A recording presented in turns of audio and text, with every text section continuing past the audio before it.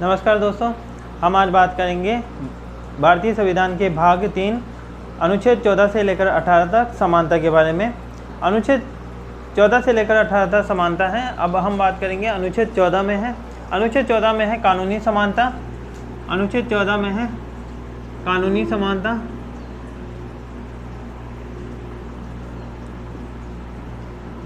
कानूनी समानता। अनुच्छेद 14 में है कानूनी समानता। कानूनी समानता दो तरीके की होती है, विधि के समक्ष समानता, के समक्ष समानता।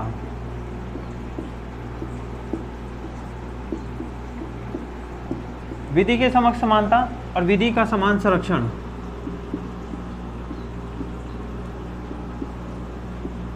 समान संरक्षण। तो कानूनी समानता दो तरीके की होती है, विधि के समक्ष समानता और विधि का समान संरक्षण। विधि के समक्ष समानता यह जर्मनी के विमर संविधान से ली गई है, अवधारणा है। जर्मनी के विमर संविधान, विमर संविधान से ली गई अवधारणा है।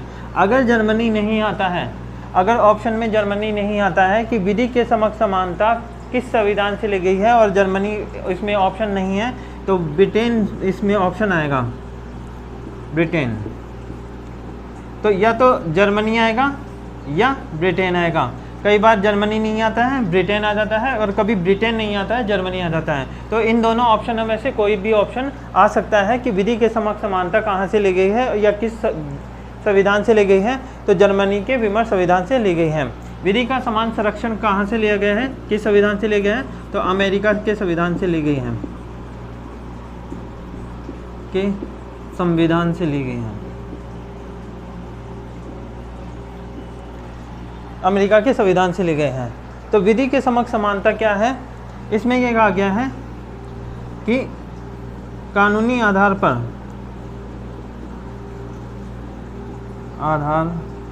पर किसी के साथ में भेदभाव नहीं किया जाएगा। किसी भी व्यक्ति के साथ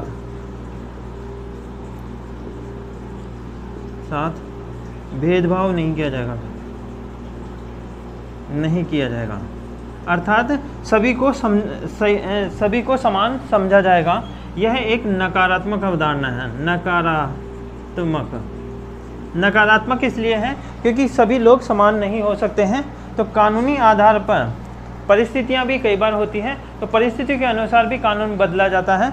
तो कानूनी आधार पर किसी भी व्यक्ति के साथ में कोई भेदभाव नहीं किया जाएगा। अब दूसरा है विधि का समान संरक्षण। विधि का समान संरक्षण अमेरिका से लिया गया है, और इसमें यह कहा गया है कि समान परिस्थितियों में समान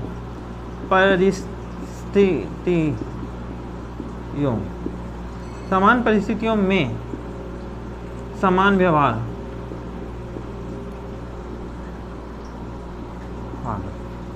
यहाँ पे परिस्थितियों की बात कही गई है कि समान परिस्थितियों में समान व्यवहार। जैसे कि दिव्यांगों के लिए अलग कानून बनाए जाते हैं, दिव्यांगों के लिए, पिछड़े लोगों के लिए अलग कानून बनाए जाते हैं उनके व्यक्तिगत कल्याण के लिए। तो इसलिए समान परिस्थितियों में समान व्यवहार है, और यह अवधारणा एक सकारात्मक अवधारणा है। सकारात्मक अवधारणा है। तो यह एक सकारात्मक अवधारणा है।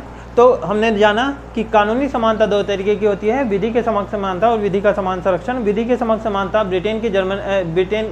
ब्रिटेन से भी लिया गया है और जर्मनी के विमर संविधान से भी लिया गया है। ऑप्शन कौन सा दिया जाता है वो है, पहली बात तो अगर ऑप्शन ज़्यादातर जर्मनी का विमर संविधान दिया जाता है तो जर्मनी के विमर संविधान से ली गई है। इसमें यह कहा गया है कि कानून के आधार पर किसी भी व्यक्ति के साथ में कोई भेदभाव नहीं किया जाएगा। यह एक नकारात्मक अवधारणा है। दूसरा है विधि का समान संरक्षण। यह अमेरिका के संविधान से लिया गया है। इसमें कहा गया है समान परिस्थितियों में समान व्यवहार किया जाएगा। यह एक सकारात्मक अवधारणा है। अब बात करते हैं कि कानूनी समानता के विरोधी अनुच्छेद कौन कौन से हैं, या कानूनी समानता के अपवाद कौन से हैं। कानूनी समानता के अपवाद कौन से हैं, कि कानूनी समानता के अपवाद क्या है, कौन कौन से ऐसे अनुच्छेद हैं जो कि कानूनी समानता के विरोधी हैं। वो है 105, अनुच्छेद 105 है सांसदों को विशेषाधिकार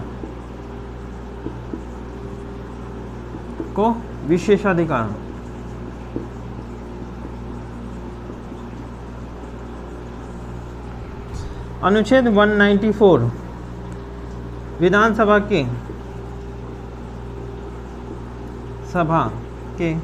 सदस्यों को विशेषाधिकार,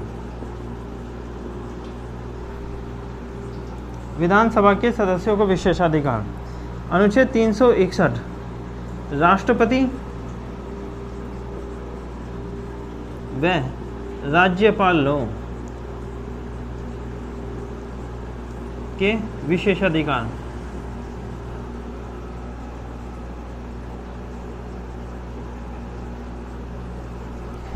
तो सांसदों को विशेषाधिकार, विधानसभा के सदस्यों को विशेषाधिकार और राष्ट्रपति और राज्यपालों को विशेषाधिकार अनुच्छेद 105, अनुच्छेद 194 और अनुच्छेद 361 यह कानूनी समानता के विरोधी हैं, विरोधी या अपवाद हैं। पहला अनुच्छेद 105 क्या है, सांसदों को विशेषाधिकार।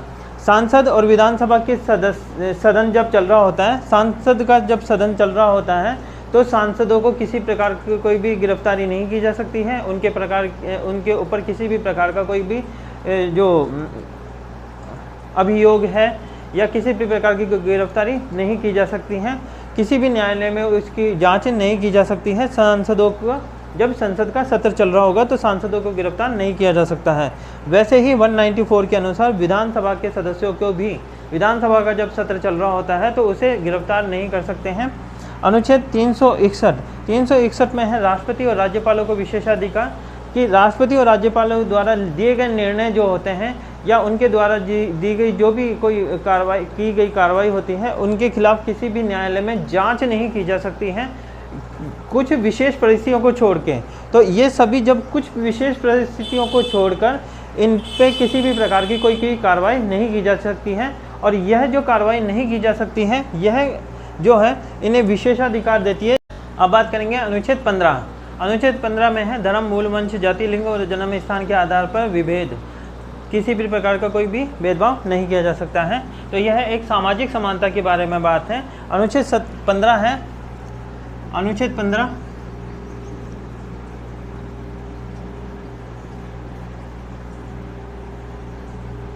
15 एक सामाजिक समानता की बात कही गई है। इसमें यह सामाजिक समानता की बात है, समानता। तो अनुच्छेद 14 कानूनी समानता था, अनुच्छेद 15 सामाजिक समानता है। अनुच्छेद 15 में है कि धर्म, मूल, वंश,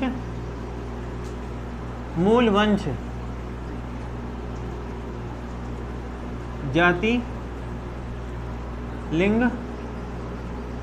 व जन्म स्थान के आधार पर विभेद, प्रतिषेध।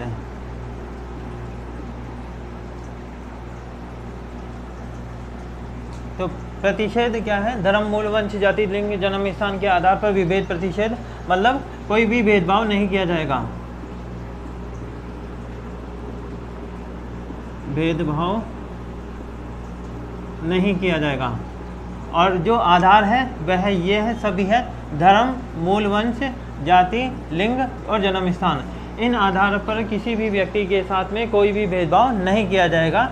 अनुच्छेद 15(1), अनुच्छेद 15(2) इसमें कहा गया है सार्वजनिक स्थानों पर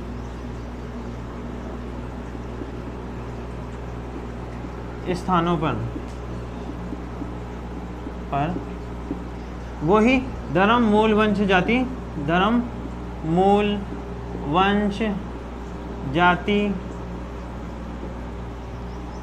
मूल, वंश एक साथ ही आएगा, मूल वंश, जाति, लिंग, जन्म स्थान के आधार पर विभेद, प्रतिषेध या भेदभाव नहीं किया जाएगा। सार्वजनिक स्थान, सार्वजनिक स्थान जैसे कि सिनेमाघर,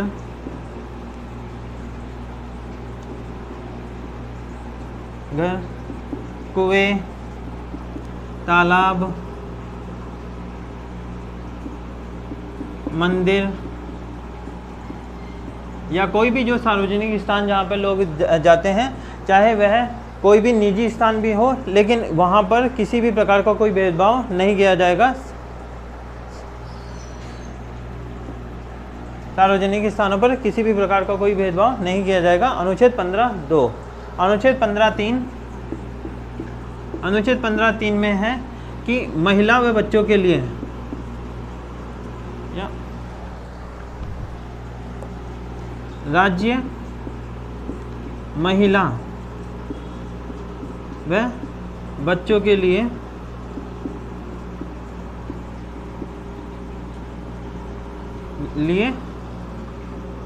विशेष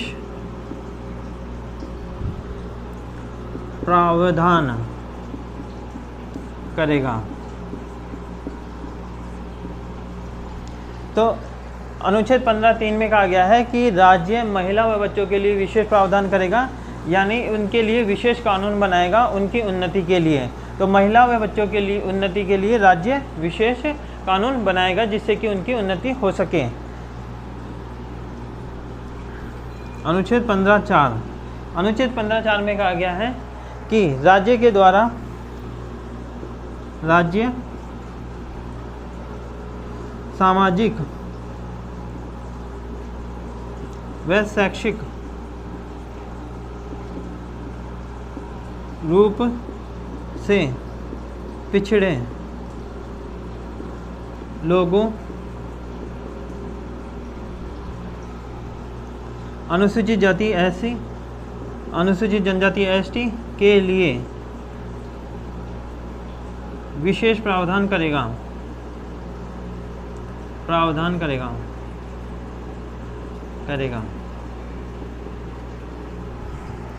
तो अनुच्छेद 15(4) में कहा गया है कि राज्य सामाजिक और शैक्षिक रूप से पिछड़े लोगों के लिए SC ST के लिए विशेष प्रावधान करेगा।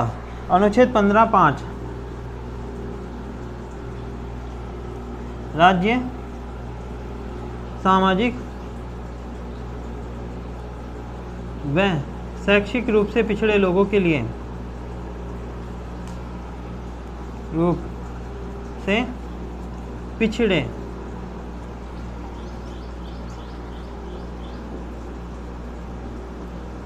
पिछड़े लोगों के लिए उच्च शिक्षण संस्थानों में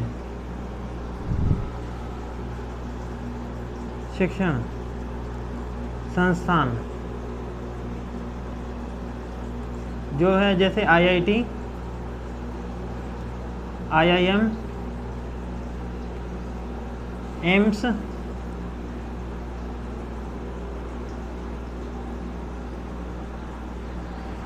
उच्च शिक्षण संस्थानों में प्रवेश की व्यवस्था करेगा।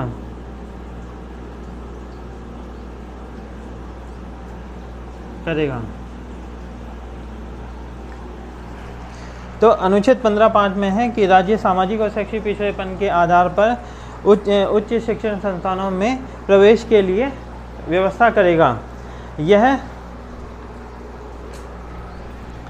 यह जो अनुच्छेद है यह 93वां संविधानिक संशोधन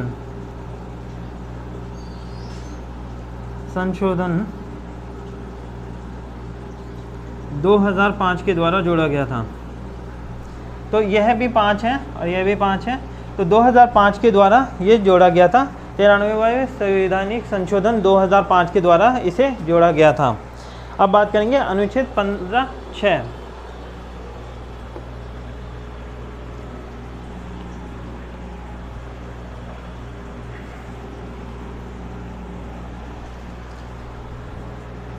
अनुच्छेद 15(6) यह आया था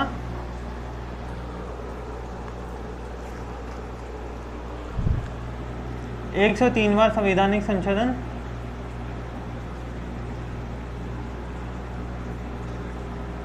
संशोधन 2018 के द्वारा जोड़ा गया था। इसमें यह कहा गया था कि आर्थिक रूप से पिछड़ेपन के आधार पर, आर्थिक रूप से पिछड़ेपन के आधार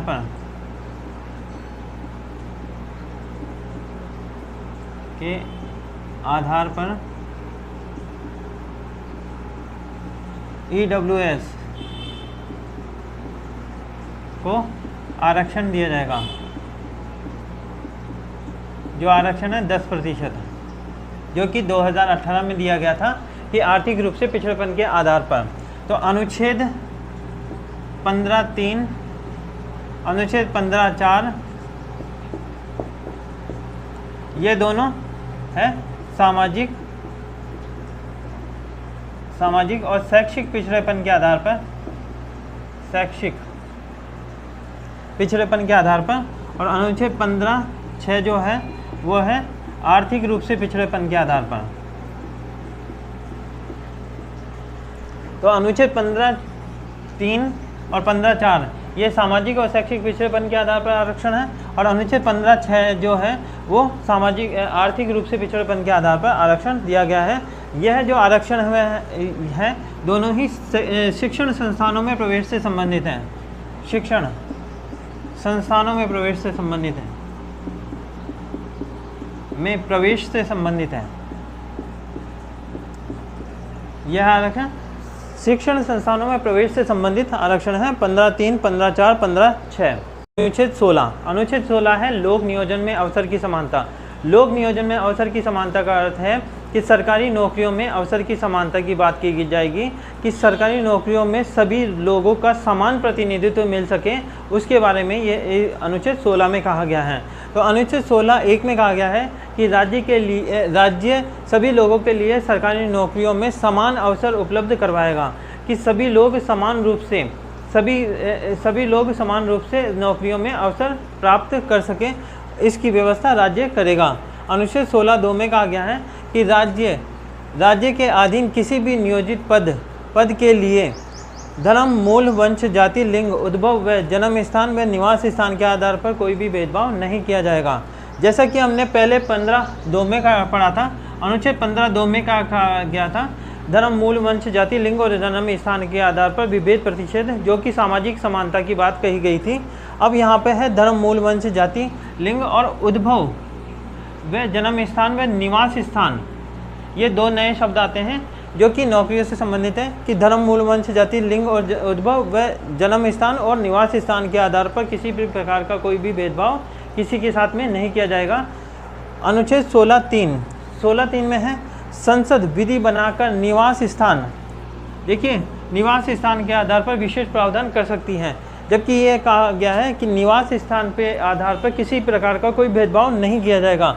अनुच्छेद 16(2) में कहा गया है, और जबकि 16(3) में यह कहा गया है कि संसद को यह अधिकार है कि वो निवास स्थान के आधार पर किसी प्रकार का कोई भी कानून पारित कर सकती है, जिससे कि निवास स्थान के आधार पर विशेष उसके सुविधाएं उपलब्ध हो सकें। अनुच्छेद 16(4) में है कि सामाजिक और शैक्षिक पिछड़ेपन के आधार पर जिनका कि सरकारी नौकरियों में उचित प्रतिनिधित्व नहीं है, उन्हें राज्य के द्वारा आरक्षण की व्यवस्था की जाएगी।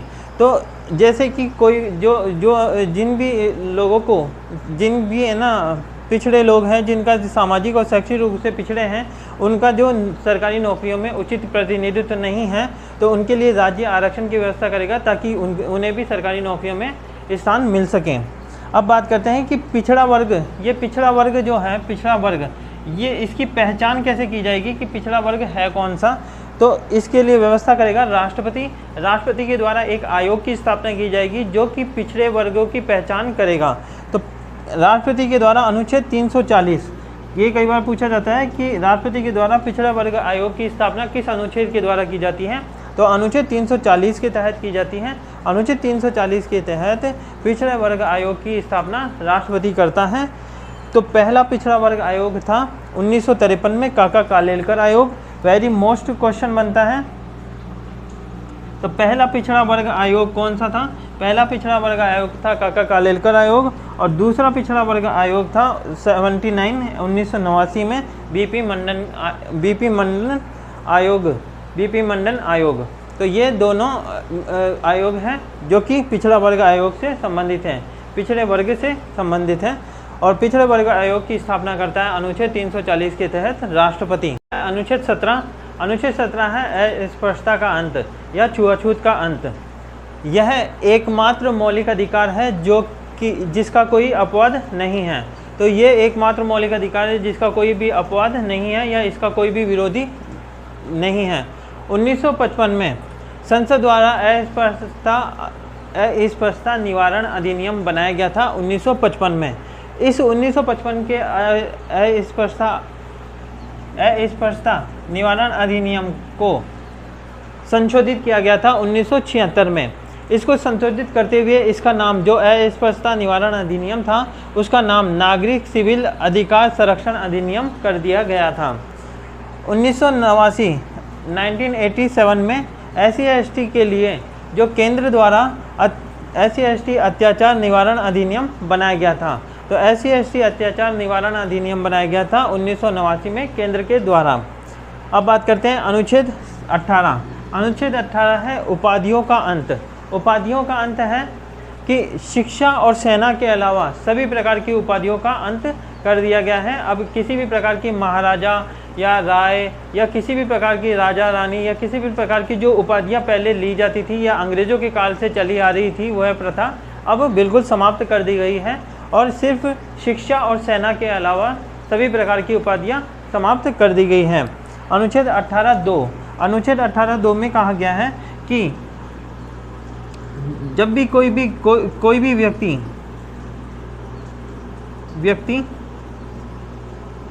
बाह्य राज्य से कोई भी उपाधि प्राप्त करेगा, राज्य से कोई भी उपाधि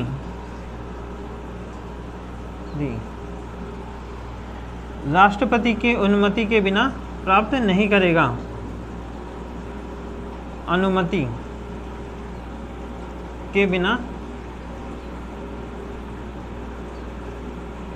प्राप्त नहीं करेगा। तो कोई भी व्यक्ति बाह्य राज्य से, जो भी कोई बाहरी राज्य है, उनके द्वारा कोई उपाधि अगर दी जाती है किसी व्यक्ति को, तो वह राष्ट्रपति से पूर्व अनुमति लेगा। राष्ट्रपति से अनुमति लेने के बाद ही वह उपाधि को धारण करेगा या उसे प्राप्त करेगा। बिना राष्ट्रपति की अनुमति के वह प्राप्त नहीं कर सकता।